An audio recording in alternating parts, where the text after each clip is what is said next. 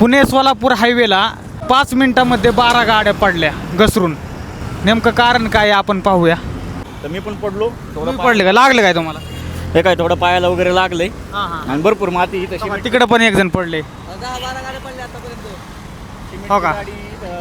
हा पण तरी पण सकाळी 10-12 गाड्या पडल्या आतापर्यंत. होय. ते 2-3 जण भरपूर लागलं. मोठ्या घसरत जातात गाड्या, मोठ्या गाड्या असल्यामुळे. सिमेंटचा कारखाना आहे पलीकडं, त्यांच्या गाड्या मोठ्या मोठ्या येतात तर त्या मालाने अख्खं साचते नाही का टायरच्या गाणीमुळं, तर गाड्या चिखल माती ओली होऊन ती घसरतात गाड्या. तर आता 7 ते 8 जण पडली समोरच. हायवे रोडवरून जाताना आपण काळजी घेतली पाहिजेत की अगोदर ऑइल सांडलेलं असते किंवा सिमेंट वगैरे सांडलेलं असते, त्याच्यामुळं ह्या गाड्या घसरून पडत आहेत.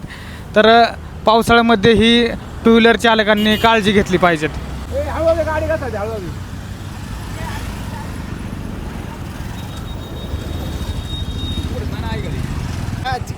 तसं तुम्ही चांगलं काम करताय, नाहीतर आतापर्यंत अजून गाड्या पडल्या असतात.